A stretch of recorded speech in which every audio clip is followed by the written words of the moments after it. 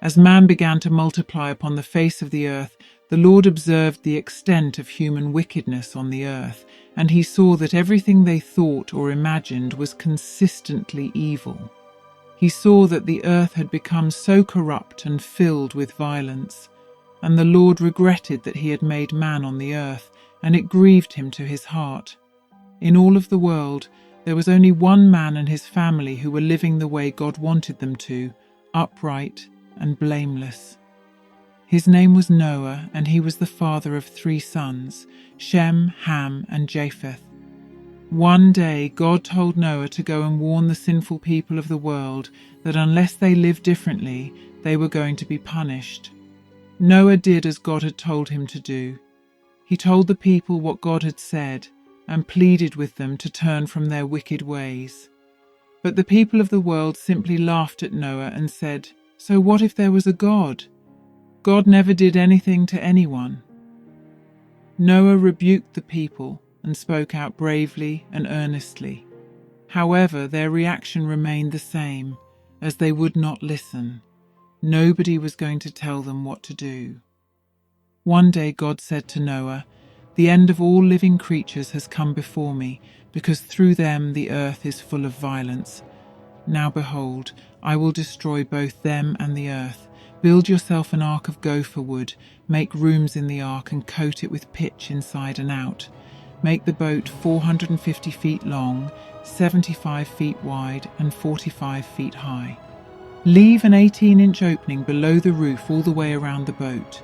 Put the door on the side and build 3 decks inside the boat, lower, middle and upper. For behold, I will bring a flood of waters upon the earth to destroy all flesh in which is the breath of life under heaven. Everything that is on the earth shall die, but I will establish my covenant with you.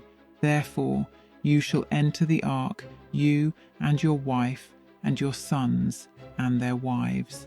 Bring a pair of every kind of animal, a male and a female, into the boat with you, and be sure to take on board enough food for your family and for all the animals." Noah did everything just as God commanded him. Now the building of the ark was no secret, and the framework of the huge vessel attracted a lot of attention. When Noah told them there was a flood coming to destroy every living thing on earth, except those that were in the ark, the people believed that he had lost his mind. They refused to listen and went on back to their sinful ways of living. At long last, the ark was completed, and the Lord again said to Noah, "Go now with all your household into the ark. Take with you 7 of every clean beast, each with his mate, and 2 of every unclean beast, each with his mate, and 7 of every fowl of the air, each with his mate, to keep seed alive upon the face of the earth. For in the next 7 days I will cause it to rain upon the earth for 40 days and 40 nights, and every living thing that I have made will I destroy out from off the face of the earth." And Noah did all that the Lord commanded him, and led all of his household and the animals into the ark. And the door of the ark was shut tight by the Lord God. And it happened as the Lord had said, for after 7 days, when Noah was exactly 600 years old, all the fountains of the great deep were broken up, and the windows of heaven were opened, and the rain poured upon the earth with the fury of the Lord for 40 days and 40 nights. During those 40 days and nights, the flood bore the ark up, while it swallowed and destroyed everything upon the earth. The waters increased exceedingly upon the earth, and even the highest mountains under the whole heaven were covered. 15 cubits upward did the waters prevail, and all living things that moved and swarmed upon the earth perished, and all in whose nostrils was the breath of life died. Only Noah was left, and all who were with him in the ark. And after the rain had stopped, the waters remained upon the earth for 150 more days. And God made the wind to pass over the earth, that the storm may ease off. The fountains of the deep and the windows of heaven were shut up, and the rain from heaven was restrained. And so the flood began to decrease continually.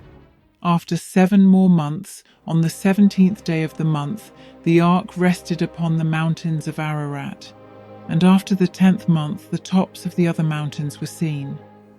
40 days later, Noah opened the window of the ark and sent forth a raven, which never returned, for it flew to and fro until the waters dried up from off the earth. So he sent forth a dove this time, to see if the waters had dried down.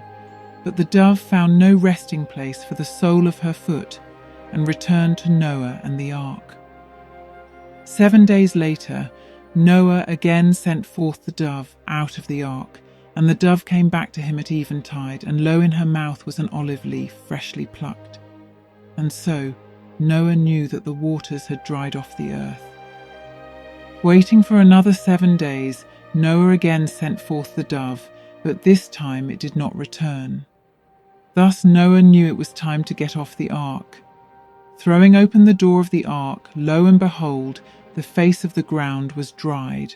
And the Lord God spoke unto Noah, saying, Go forth from the ark, you and your wife and your sons' wives, and bring forth every living thing that is with you of all flesh, both fowl and cattle, and every creeping thing, that they may swarm in the earth and be fruitful and multiply upon the earth.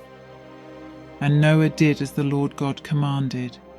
He built an altar unto the Lord, and took of every clean beast and of every clean fowl, offering them as burnt offerings on the altar. And as the Lord smelled the sweet savour, he made a promise to mankind to never again destroy the world by the flood. And he set the rainbow in the sky as a sign of his promise,